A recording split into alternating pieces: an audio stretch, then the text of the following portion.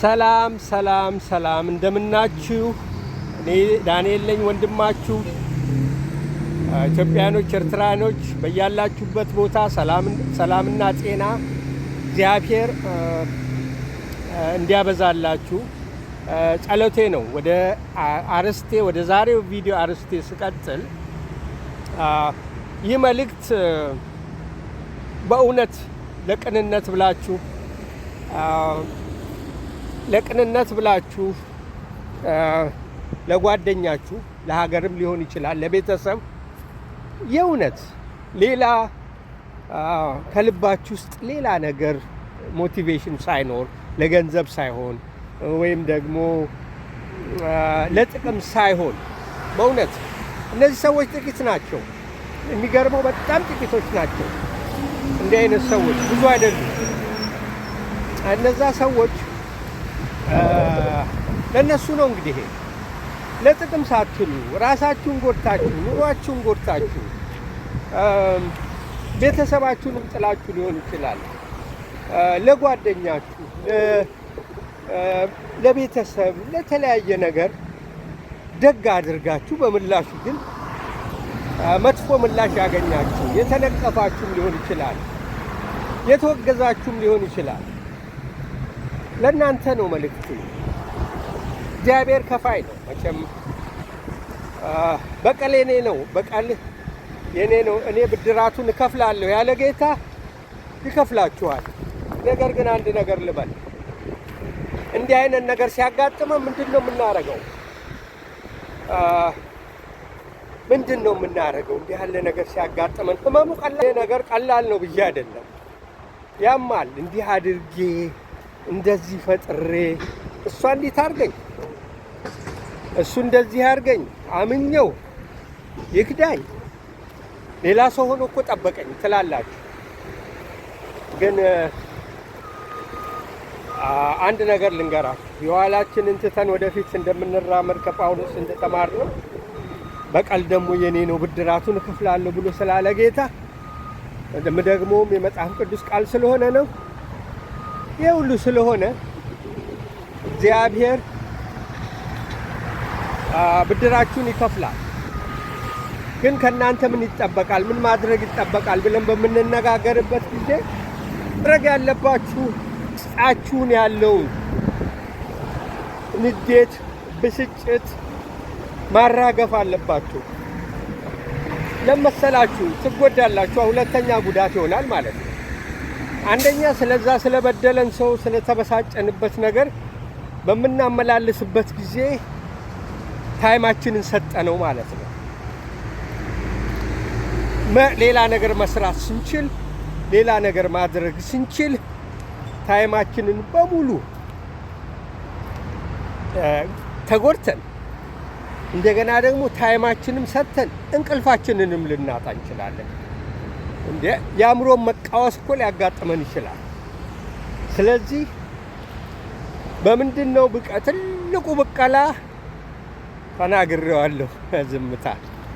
ከዛ አካባቢ መጥፋት። ወዳጆች ክሰስ ራሳችንን ተገነባን፣ ያንን ትተንቀን በራሳችን ላይ ከሰራን አራክፈን ሁሉን ትተን፣ አያችሁ፣ ያ ነው ከፍታችሁን ከፍ የሚያደርገው። ከፍ ብላችሁ መገኘት አለባችሁ። ሰክሰስ ካረጋችሁ በትምህርት በተለያየ ነገር ራሳችሁን አሳድጋችሁ በስኬት ከተገኛችሁ ከዛ ከበደላችሁ ሰው ጋር በአንድ ክፍል አትገናኙ። አንድ ቢልዲንግ አካባቢ አትኖሩ። የተለየ ቦታ ሆናችሁ ትገኛላችሁ። ጸጥታ፣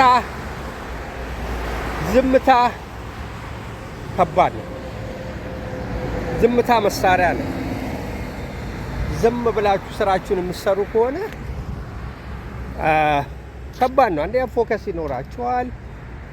ለሚረባውም ለማይረባውም ነገር እሱን ስታሰላስሉ አትከርሙም።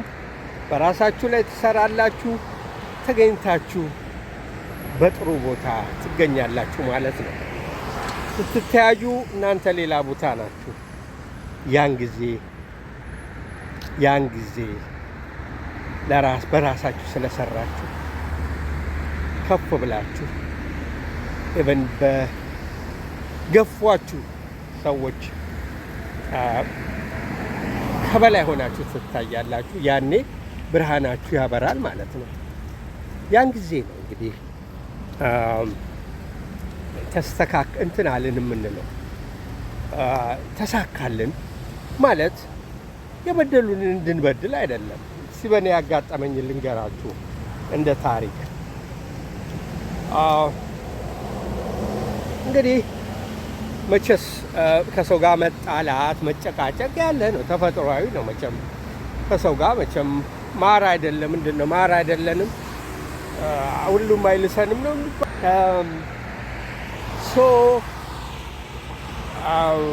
ከሰው ጋር እንዲህ ተነጋግረናል፣ ትንሽ ተቋስለናል ማለት ይቻላል ከሰውየው ጋር እና አንዳንዴ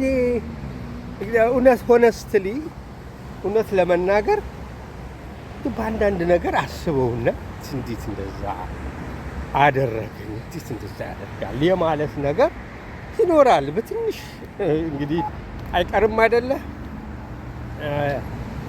አልፎ አልፎ ይመጣ ነበር። በኋላ አጋጣሚ ተገናኘን። እዚህ የምኖርበት አሜሪካን ሀገር ተገናኝተን በአጋጣሚ በራሴ በስራ በኩል ምረዳ ሆኖ ተገኘ። የሚገርም ነው እግዚአብሔር።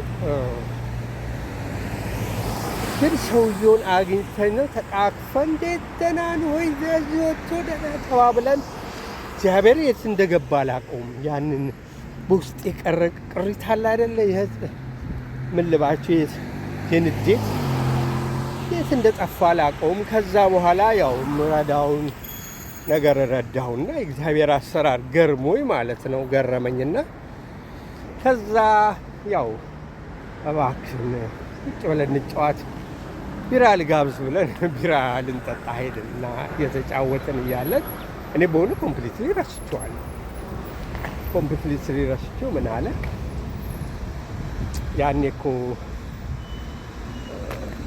እንደዚህ ብዬ እንደዚህ ተጎዳተን ወድቼ ነበር እና ይገርማል አለ። ተሳሳቀን በቃ እና ለአንዴና ለመጨረሻ ረሳ ነው ማለት ነው። እና ሰው ከሰው ጋር የት እንደምትገናኙ አትታወቅም ለማለት ነው። እና ሰውን ጎዳን ብላችሁ ራሳችሁንም ለማሳወቅ አትጣሩ። አሁን ለምሳሌ አንድ ሰው ስለጎዳችሁ እኔ እንደዚህ ነኝ እንደዚህ ነው እንዲሆንኩኝ አንተ ግን እንዲህ አድርገኝ ብላችሁ ገለጻ ውስጥ አትግቡ። ጊዜያችሁን አታቃጥሉ። ከዛ አካባቢ ጥፉና የራሳችሁን ስራ ቀጥሉ። አንድ ቀን ራሱ ስራችሁ ሰክሰሳችሁ ስኬታችሁ እንዲመሰክር ማድረግ አለባችሁ። ስለዚህ ታይማችሁን እንዳይወስድባችሁ ነው። ታይማችሁን አይውሰድባችሁ። ታይማችሁ አይወሰድ። ታይማችሁ መወሰድ የለበትም። እንትን ማለት አለባችሁ ማለት ታይማችሁ ሳይወሰድ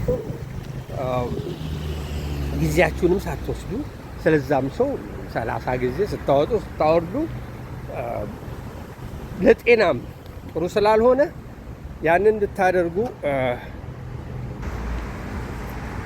ባጭሩ ምን ለማለት ነው የፈለግኩት፣ መጽሐፍ ቅዱሳችን ፍቅር አይበሳጭም፣ የራሱንም ሰውም አይፈልግም ብሎ ፍቅር ግን ከሌለኝ እንደሚለው ፍቅር ግን ከሌለን እንደሚንሸዋሸው ጸናጽል ራሳችንን ፍቅር አድርገን ቀርበን ለተጎዳነው ነገር ግን ለዛ በጭቅጭቅ በምናምን አንመልስም ለማለት ያህል ነው። አንመልስም፣ ጊዜያችንንም አናጠፋም። ወደፊት እንሄዳለን፣ ሰክሰስ እናደርጋለን። ከዛ በኋላ ለራሳችን ይሄ እንደዚህ ነኝ እንዲህ ነኝ አንተ እንደዚህ አረከኝ እኔ ግን እንዲህ ነኝ ብለን የምንፎክርበት የምንጨቃጨቅበት ጊዜ አይኖርም ማለት ነው። በአጠቃላይ ይህንን ለማለት ፈልጌ ነው።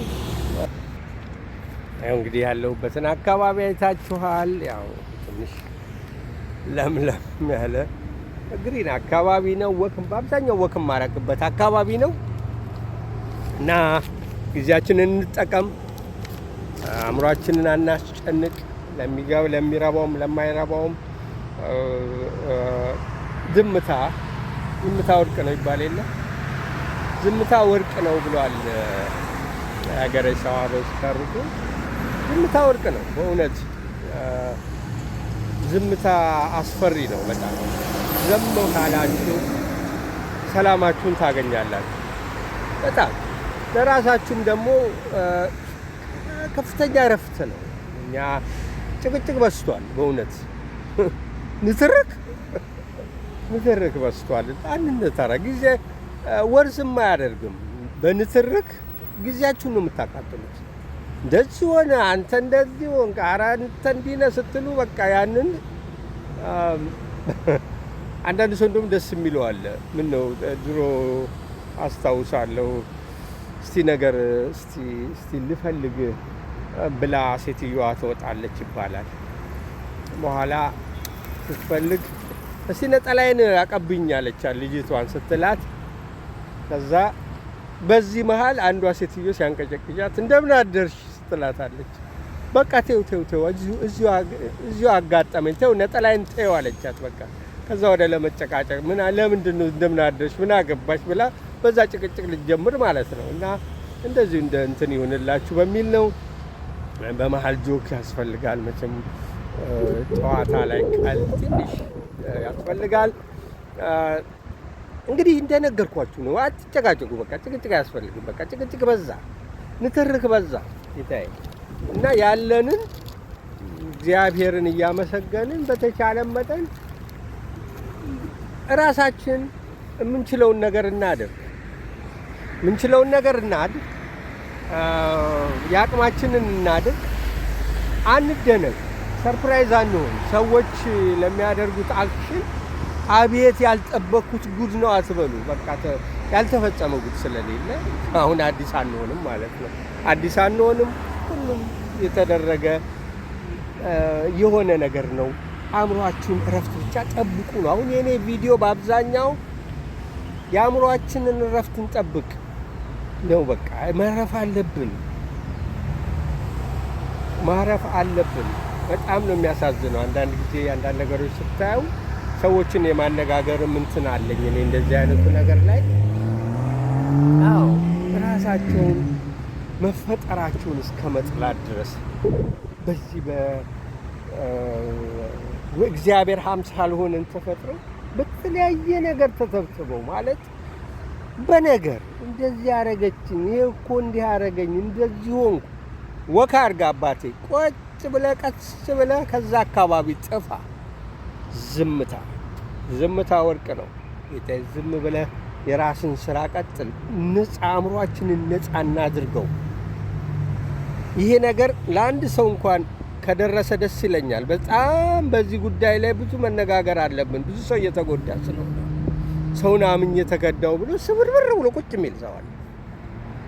ሴቶች አሉ፣ ወንዶች አሉ። ስብርብር ይሉና ቁጭ በቃ ተጎድቼ እኔ ምን ሰው ነኝ?